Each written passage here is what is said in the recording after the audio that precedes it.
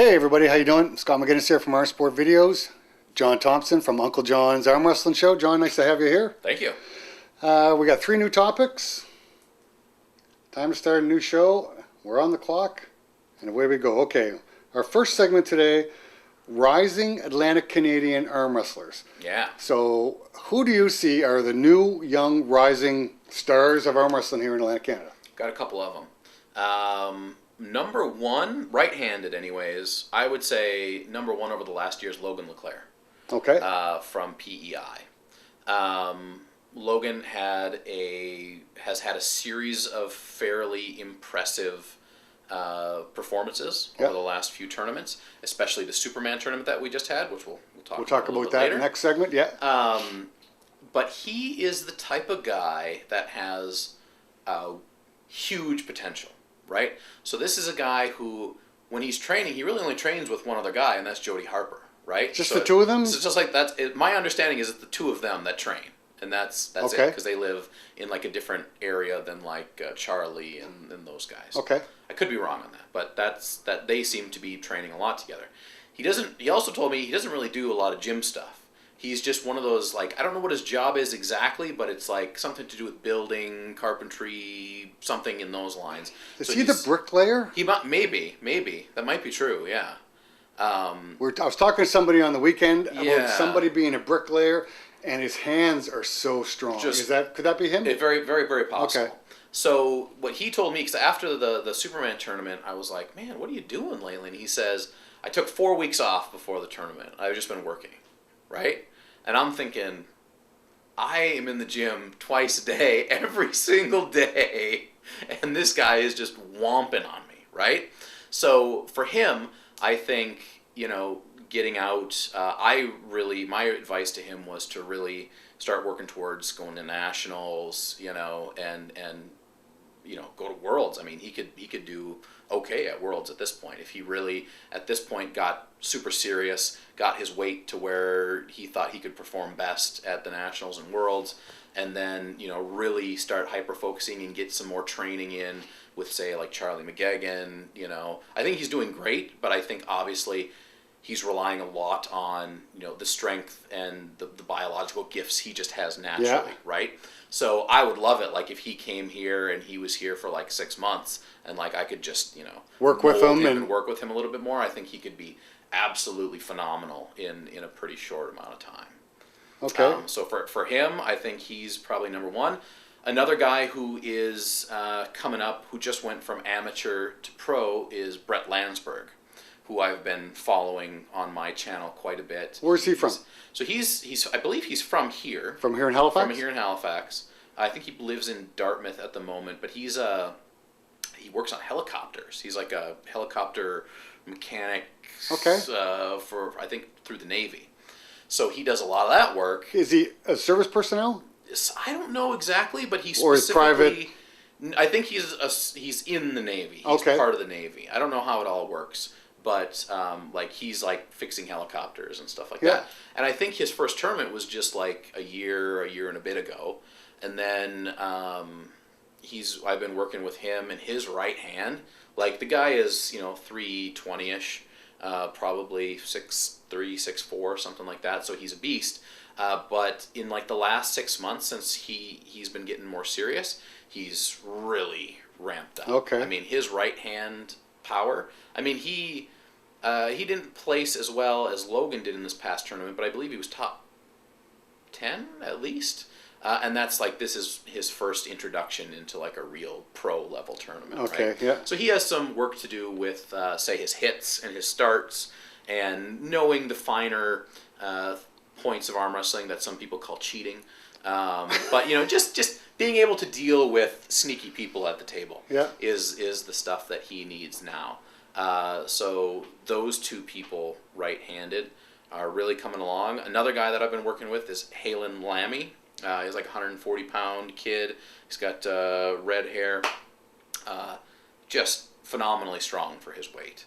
I mean, when I train with him, we've done a couple gym training sessions. He's doing handwork with half his body weight, right? Really? Yeah. I mean, just for the pound-to-pound ratio on that kid is fantastic. And he's having some injuries, and I think he's having some trouble working through the aches and pains of arm wrestling.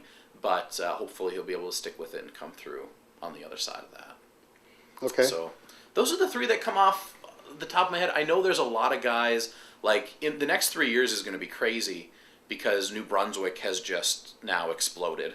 Well, yeah, New Brunswick is coming back in a big way. Huge. I went up with a few of the guys to Lamech to that tournament. There was like 30 guys, 40 guys maybe. Really? That were just there. They're all new. They're all really excited. They're all interested in it.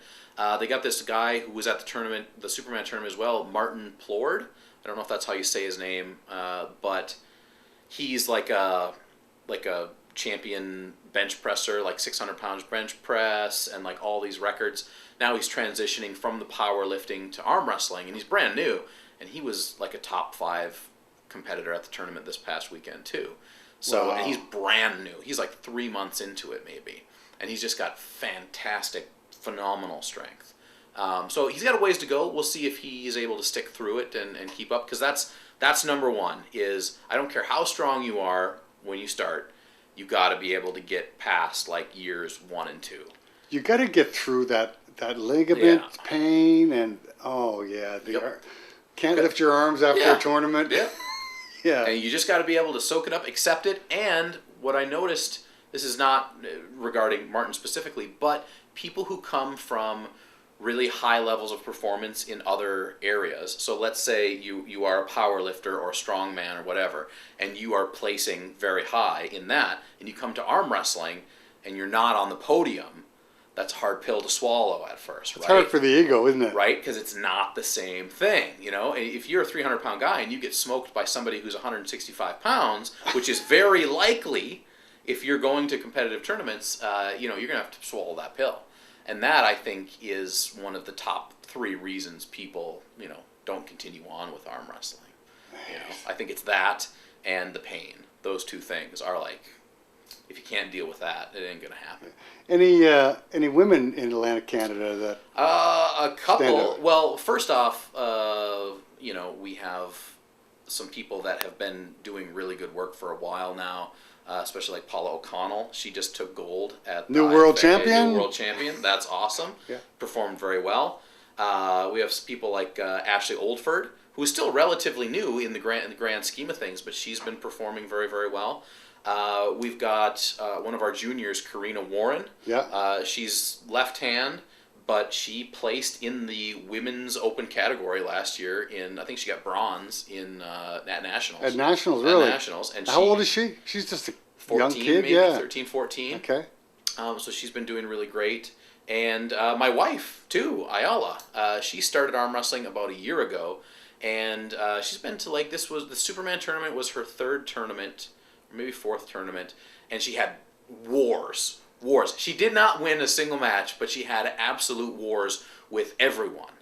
And she was showing me, I'm very specific as a coach as to what I want people to be doing, and she did it all. She did it all perfectly. So it was a great event for her, and now I know as a coach that we can move on to the next level of things to work on, right? Okay. She's safe, she knows her angles, but now we need to talk about hand, and we need to talk about where your fingers are, and we need, to tighten up a few of Did those she have things. fun? Had a great time. She was so excited about it. Okay, Yeah. good. As long as she has, because if you're losing is hard enough on the psyche to take. Yeah. But if you still went there and had fun, Yeah.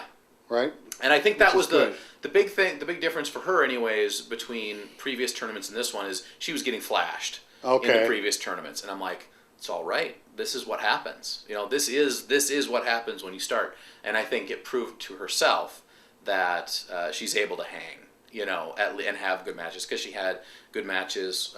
She had a good match with Paula O'Connell. Right? Yes. And that to me was enough to say, okay, we're ready to move up and on. Well, and she had a huge battle with Nicole Miles Oh, that from was Berwick. great, huh? Right off the top of the draw, they had a war. Just a battle. It was great, and Angela Hall is still just Angela is... cruising. Angela, I think they have a busy year this year, but I hope that after, they have a lot of things going on after that, I hope that she can get out of the product, because I don't think there's any argument of active females. She's number one in Atlantic Canada. Absolutely. Right now. Joyce King can give her a match, but we haven't seen Joyce in quite a while now, so I don't know what last time Joyce is done. The last time I talked to them, Joyce is now done. She's retired. Yeah. Okay. Of course, everything is subject to change. Yeah, it's arm wrestling. We're all retired at one point or another, right? But, a lot of miles on Joyce's arm. Yeah. A lot of big battles. Well, she's legendary, right? Yeah, She's legend. absolutely. There's nothing else that she really needs to prove at this point. Yeah. And that's the end of our first segment, and we'll be right back. And we're back. Thanks for tuning in. Before we get to the next segment, though, I do want to ask a question regarding, I'm retired. Yep. So I'm at home. Yep. How do you keep up with everything that's going on? I don't have enough hours in the day. Yeah. Neither do I, first off. But I'm in a very lucky position in my life. So I mentioned in one of the previous episodes that, so I was in grad school, I was doing my PhD. Yeah. I quit that. So the option was, I'm lucky enough to have a wife who has a very, very good job. And I got one of those. Hi, honey. Yeah. Way to go, wives. So it's allowed me to right now I just work part-time. Okay.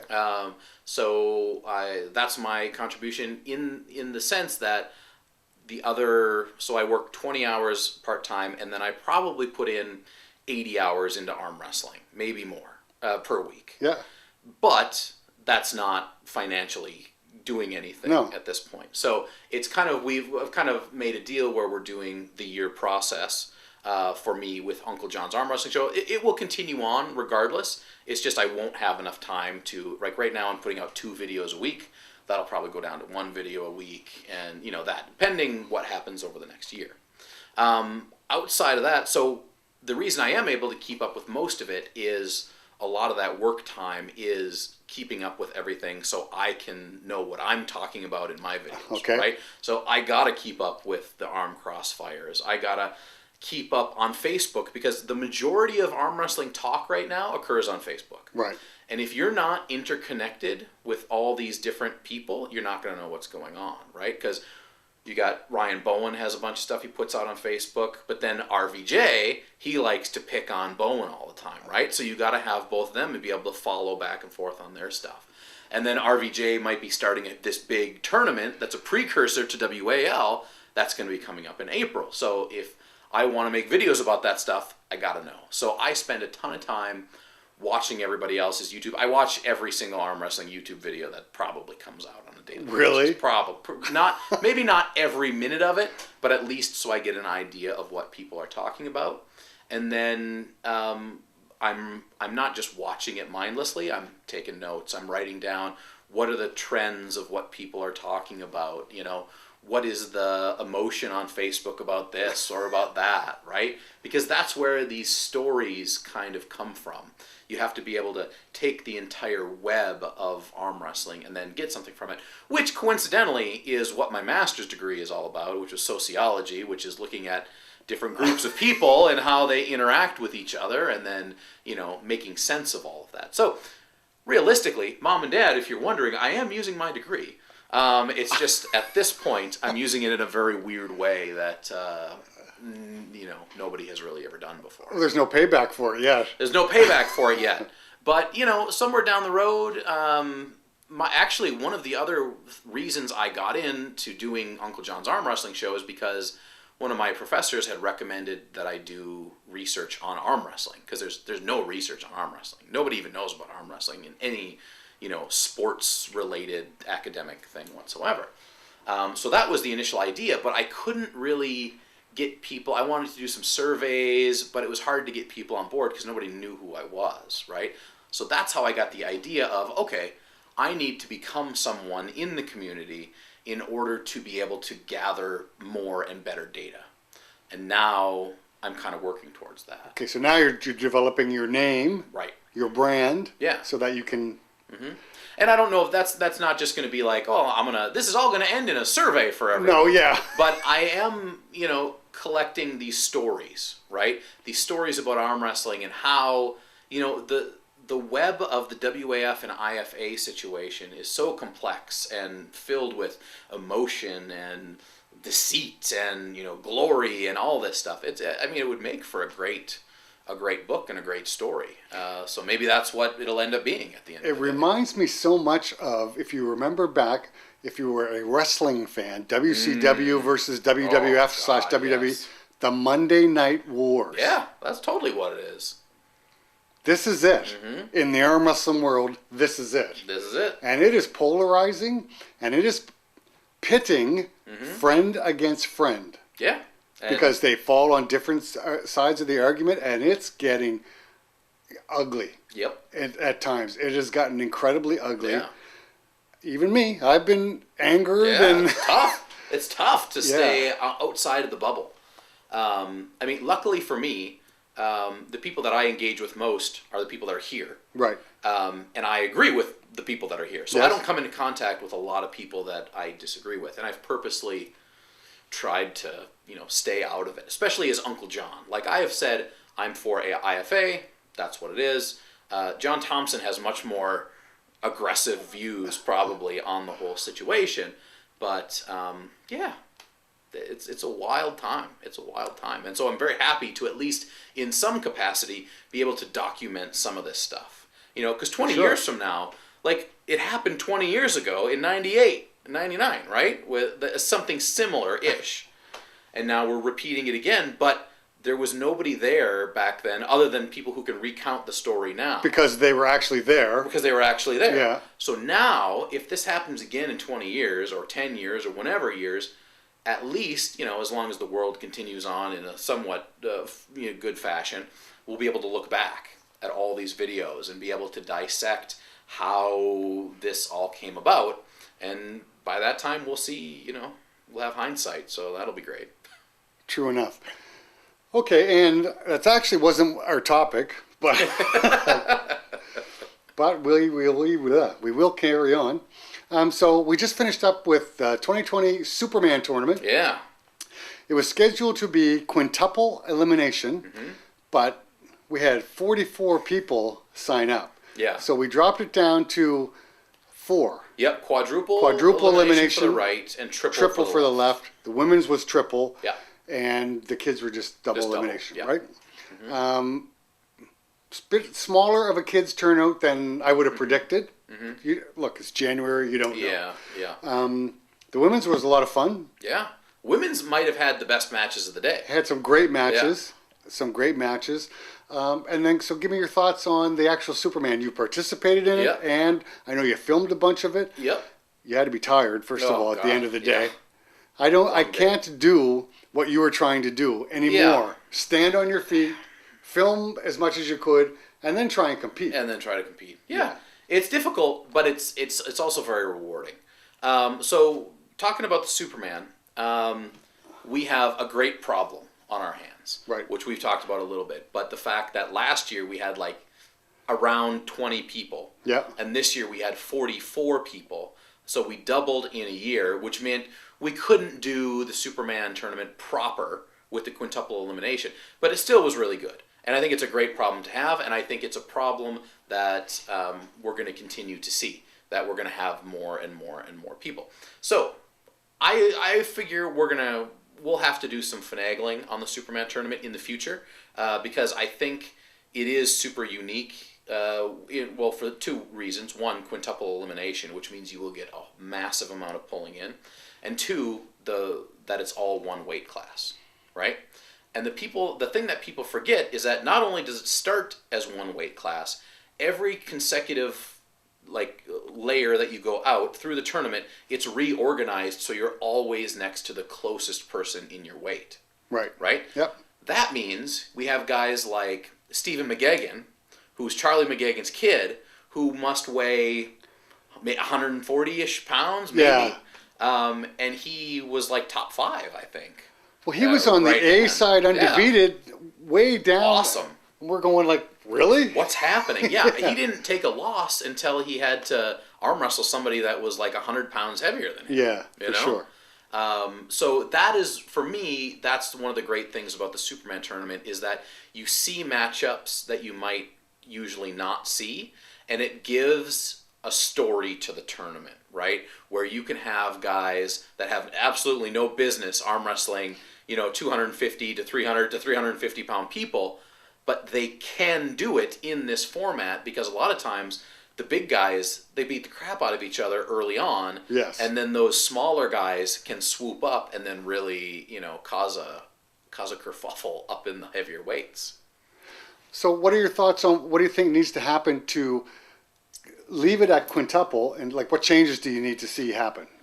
Just your opinion of it right now. Just off the top of my head, the thing I thought of, which is not fair in any way, shape, or form, but is to just make the Superman tournament the Superman tournament. And there's no kids, and maybe there's no women's, and we just start it a little bit earlier, and it's full out, like that's what the tournament is.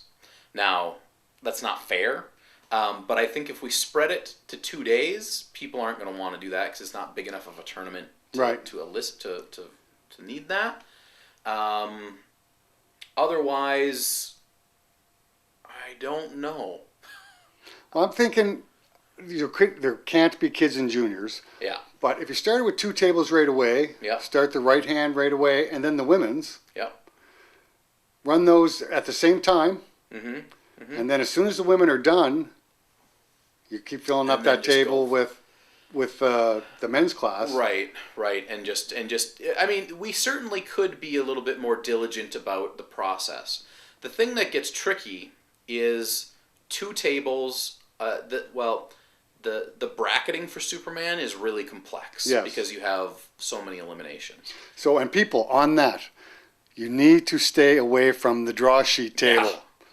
For your own safety. Well, this particular weekend, this tournament, the 3 girls were trying their best to keep everything straight, make sure no one gets lost, and you're bothering them. Leave them alone. Okay, carry on, John. Yeah, so one option, the first thing that I thought of was, well, we could add a 3rd table, but I don't think that's really an option because that means 2 more referees. It's hard enough to get 4 as it is, even when some of those 4 are already pulling in the tournament, so then you have to be rotating referees in and out. And then that would require even more of a workload on whoever's doing the draw sheets. On the draw sheet people, now all of a sudden they're looking after 3 tables as opposed to 2? Right. And we do have a pretty nifty computer system for double elimination, but it can't handle quintuple elimination in the computer system. Can it handle triple, like when most of the tournaments in Nova Scotia? Triple. Okay. I think that would be something that Rick would know.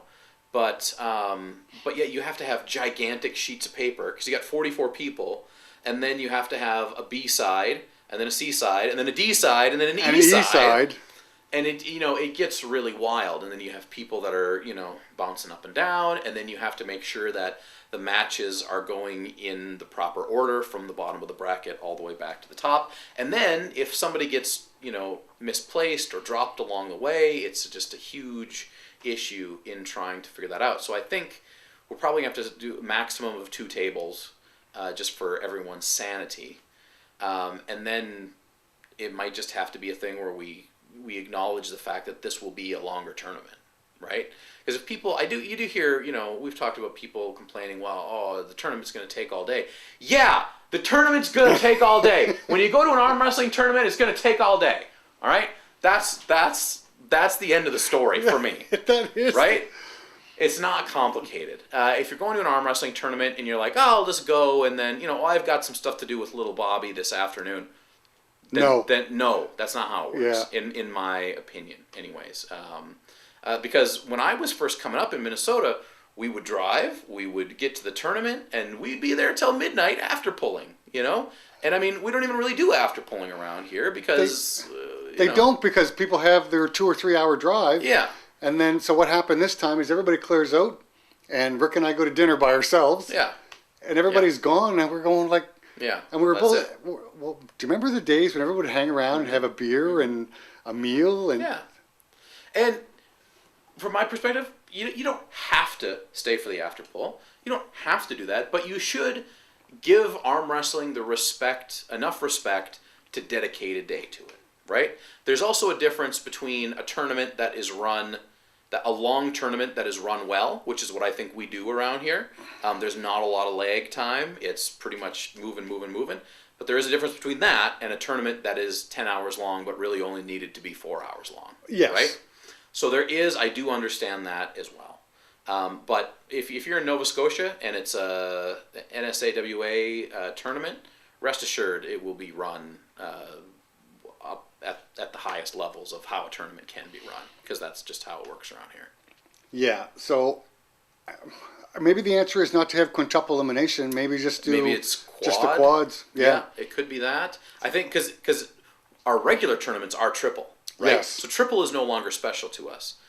The weight class thing is kind of the kicker now as far as the gimmick goes. But I would be interested, maybe knock it down to quad and then keep the weight class and maybe go from there. Because, I mean, that changes it a lot. One extra loss could mean 5 extra matches. Well, it does, but right? And everybody still seemed to enjoy themselves. Yeah. I wasn't bored for a second. Yeah. Right? It was good matches going the whole time. The other thing is just, to facilitate the whole process, we do need to keep on people for their etiquette within the tournament, right? I've done videos on this where, you know what, if you're going to come to an arm wrestling tournament and then you're going to be smoking every 5 minutes and we have to come get you every time you're up, then just don't come to the tournament. Like, I get it. Like, just understand the flow of the tournament, leave when you can. But if you're showing up and you're like, we're like, hey, where are you? Where are you? And it's been 59 seconds, and then you're up to the table. Well, that's why we're going to be there till 10 o'clock at night. I'm not near as forgiving. Yeah. I call your name. We have 30 seconds now or a minute to get to the table. I don't know where we're at. I can't remember. It might have been changed to 30 seconds. Okay. Yeah. And on second 31, you just lost. Yeah. I don't care if you're going to the bathroom. I don't care if you're outside smoking a cigarette. Well, in Canada, you could be outside and smoke a joint if you want, I guess. Sure. Whatever you're doing, okay, once that tournament starts, you have to be there. Yeah. And it's just, for me, it's just how much do you respect arm wrestling? I have an incredibly high level of respect for arm wrestling, from my training to how I, do what I do at the tournaments, and, I want to be there. And I think part of respecting arm wrestling is coming to a tournament and giving a crap about more than just your own matches, right?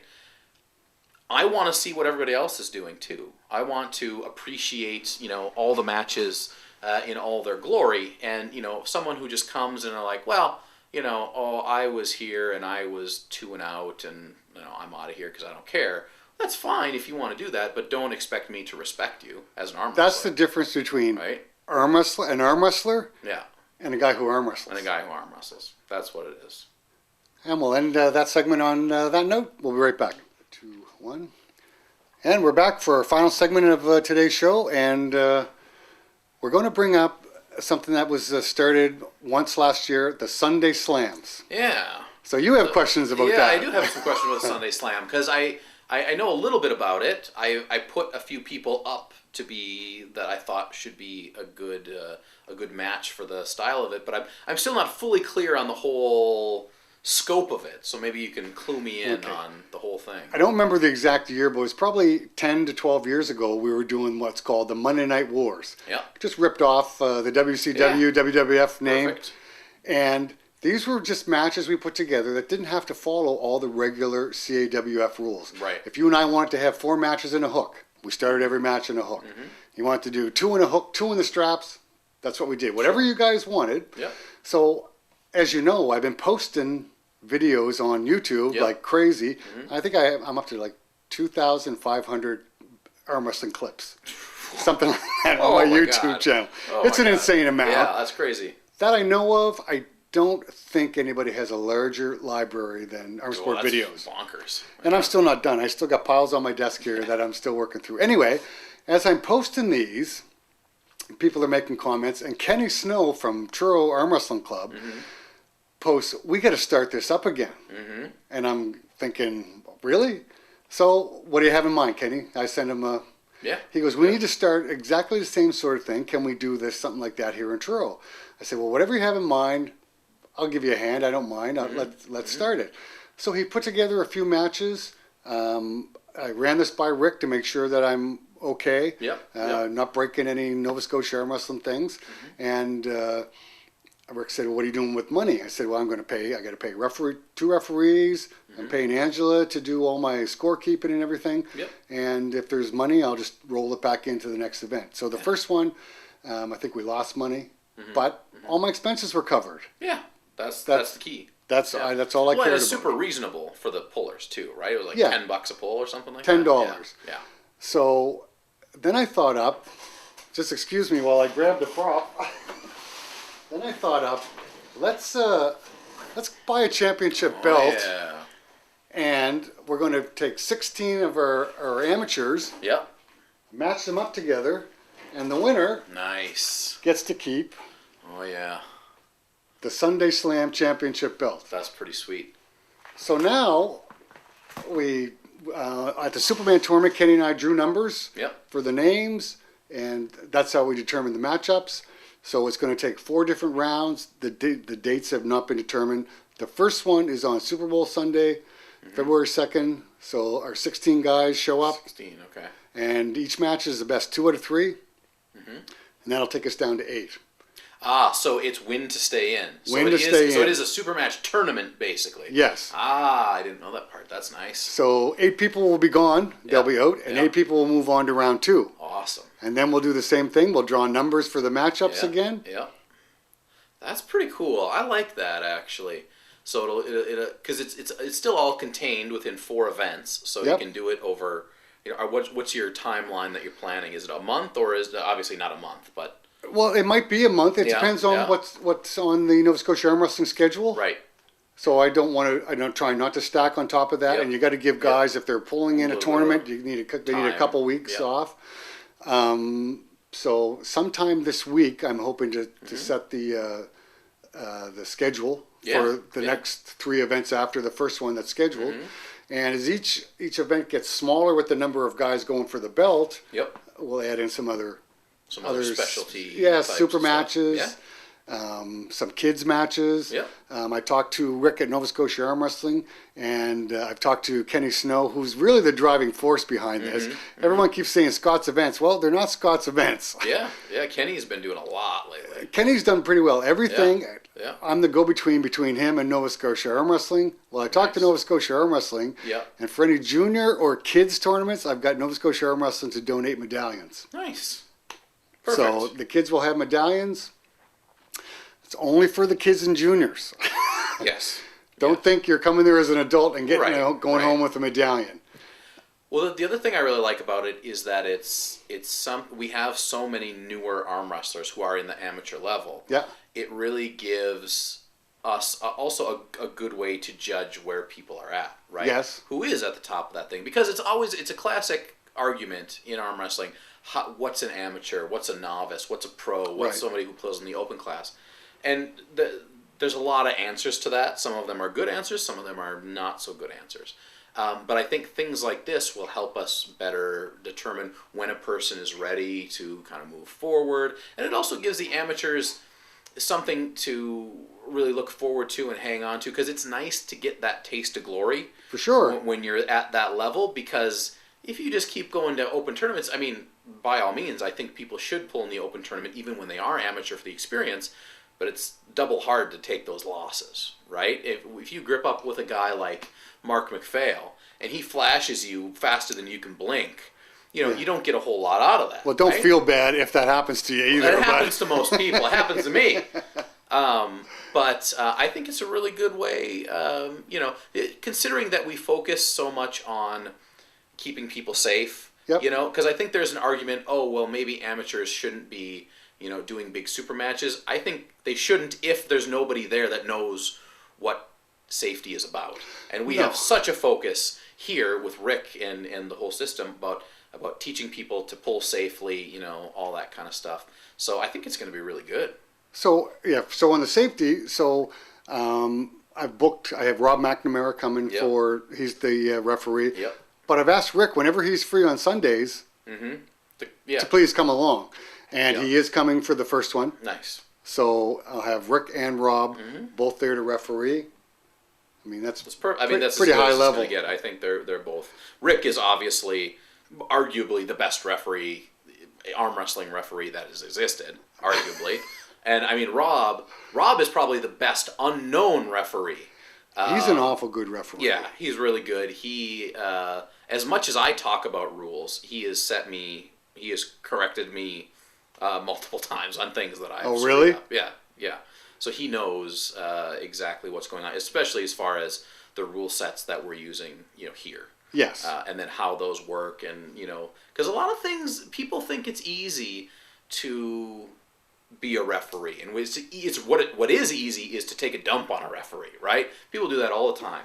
It's incredibly difficult with the speed and the multiple different things that can happen at the same time. Yeah. It's really difficult to do that kind of stuff. It is. That's how I started my arm wrestling career, as a referee.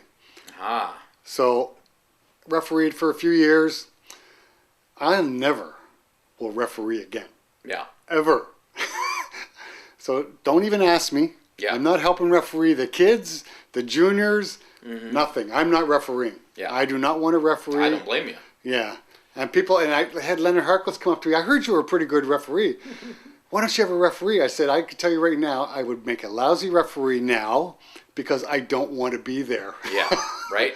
Well, that's similar to me. I will only down ref now because when I'm in the upside ref, I hate it. I hate the conflict. Yeah. I hate the conflict with me and the pullers. I hate the conflict with me and the audience. And that makes me not a good referee, right? As a referee, the number one thing is you got to be able to shut that stuff out. All you are is a way to facilitate these two people arm wrestling and follow the rules. That's Yes. what you are. You have to really turn into a bit of a robot. And I just wasn't able to do that very well. So I'll down ref, but I'm not being the man. I won't even down ref anymore. Yeah, but you know what I had for the first 5 years, I think, of my arm wrestling career is I'm the head referee for Nova Scotia. And I'm making calls, and no matter what I did, they blamed Rick. So it was whatever happened bad at the tournament, it was Rick's fault. Yeah. And we would have, he didn't care. Right. That's what makes Rick so good, is he doesn't care. He didn't care, but it was funny as hell. Yeah. Everything that went wrong, it was Rick's fault. Yeah, of course. And then the thing, so over the years, seeing injuries and being at the Worlds and seeing injuries and that, I don't ever want to see another injury again. The chances are I'm going to, but no. Yep. I don't want to be at the table. Yeah, I know. well, I mean, it just happens. As arm wrestling gets bigger, I believe we're going to see an increase in those types of injuries too. It's possible. I mean, it's just we're going to have stronger people doing. I mean, the Superman tournament, we had Wade. He pulled his bicep, torn bicep. Yeah. And he is a seasoned arm wrestler, and he was just going up against a newer guy who has an incredible amount of power. Yeah. And Wade put himself in a position that he's been in many times before, but new guys, new power, big power, and it's big power because Wade was actually in the winning position. Yeah. And just in case you're wondering, no, the footage doesn't appear anywhere. Yeah, I haven't seen it at all. It was posted, I guess. It was posted. Somebody did post it and then was asked to take it down. Oh, okay. And I've edited it out of my coverage of the right hand. Yeah. I never post anybody's injuries. Yeah. Yeah. Just not a thing. It's too gross. Ugh. Yeah, and people have done it on YouTube and Facebook and. Well, there's compilations of arm breaks now, and they put 20 videos in a row of people breaking their arm. I can't. Really? Yeah. Yeah. They're just gotta get them clicks. And people like to watch it. Some people like to watch it. I can't watch. No chance. I am weak in the knees just thinking about it. You and I talked about we were in Vegas at that WAL event. There was 4 arm breaks that day. Yeah. Whatever it was, 4 or 5. Yeah, it was. I'm ready to go home. We're not even halfway through. Yeah. Enough. But whatever. Yeah. But yeah, so I think this is gonna be awesome. I'm hoping. Yeah. I'm hoping that. So Kenny said the results from the first one, the people loved it. Thought it was great. When can we do another one? When can we do another one? So we'll do this. We'll set up a schedule, and as the guys get whittled down, we'll have room to add in some extra matches. So for rounds 2, 3, and 4, if you're looking to get a match in the Sunday Slam, contact Kenny Snow. Yep. Not me. Contact Kenny Snow. and hopefully we can add matches in. It's a great thing because I'm just all for giving people more opportunities. Sure. Right? And I think that one of the things that we'll realize going forward, or that some of us realize, but everybody will need to realize, is that some tournaments are for some people and other tournaments are going to be for other people. Right. Because there's such a wide... The more people we get involved, the wider the spread of ability and talent will be. For sure. Right? And always just having a tournament that includes everyone is not maybe the most beneficial thing. So I think... As we get bigger, it's not always possible, is it? Well, exactly, because we're just going to have so many people that it might not work out. But I think it's going to be really great when we can get to a point where, hey, this is what your level is. These are going to be the types of tournaments and events that are going to be geared more towards you. Then we give people a more clear roadmap as to, okay, well, hey, you're starting to win these events, so now you're able to move up and go into some of these other things. And then, then we don't end up with these situations where we have to maybe have a 15-hour tournament because we want every single person to be represented in every single class at every single weight class and blah, blah, blah, blah, blah. So I'm all for it. Well, and my other rationale, too, is so other than you can possibly win an amateur tournament, you're going to the provincial championships, the Atlantic Canadian championships. There's not too many amateurs that are going to place on the podium. Right. Yep. Right? Well, this gives a chance an amateur is going to walk away with a championship belt. Absolutely. And give you some experience in a safe environment of what it's like to participate in arm wrestling at a higher level, right? For sure. I think super matches is arm wrestling at a higher level, depending on how seriously you take it, right? If I'm going into a super match, I'm thinking about my opponent months ahead of time. I'm coming in with a plan. And I think if we get amateurs to start thinking like that, they will become better arm wrestlers faster than they would without it. Here's hoping. Yeah, here's hoping. Yeah, here's hoping. And the only thing that some guys come in thinking, I deserve a super match right away. Well, who are you? Right? Yeah. Who are you? Well, why do you deserve right. this challenge match, super match, whatever it is you want to call it? Because you haven't right. pulled anybody, right? Or if you want one that bad, you can pull me. Right? There you go. And then we'll see what you think about it after that. Yeah. And or contact Kenny Snow and try and arrange a match with Kenny. Right. That's the easy way. Yeah. Right? That's the better way. Well, and that's what this thing is open for. It's, yes, we want to get as many people from Truro involved because it is their club and it's, but we had to start somewhere, and this is where we start. The timing is so good as well, and I know I mentioned it before, but with New Brunswick having so many new guys, and I think there's at least a good portion of those 16 are guys from the New Brunswick area. Is there? I don't know. I'm pretty sure there's at least 3 or 4 guys that I recognized from being in Lamech at that tournament they had up there. So I think it's great because the more we can get people being willing to drive a little ways to come to the tournaments. For sure. Because if we start getting a lot of New Brunswick guys in Nova Scotia, it's going to make me much more likely to drive to New Brunswick to go to tournaments that they're inevitably going to have in the future as well. And I think more tournaments, the better, as far as I'm concerned. Yeah, so the good thing with this is I actually don't know most of these people.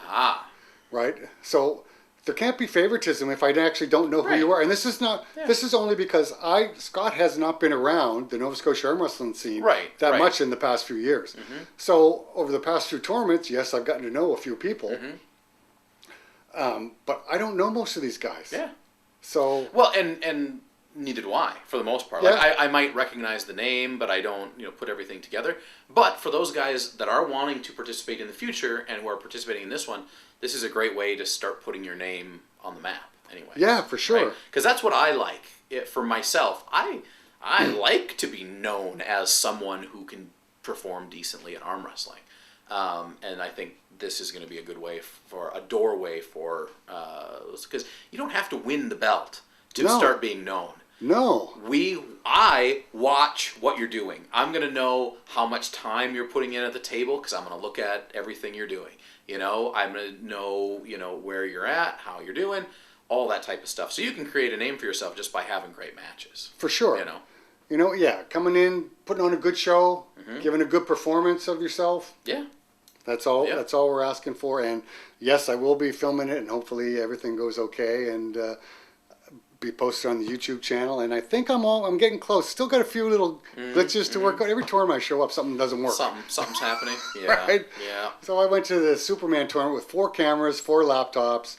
You're only running 2 tables, right? Yeah. A camera wouldn't work. Oh God. So, but we seem to have some pretty good footage, and Yeah, that's hopefully great. everybody enjoys it. And that's all I got for today, unless you have anything else. That'll do it. We're going to wrap this up, and thanks for joining us. John, thanks for stopping by. Thank you. I'll say see you next time.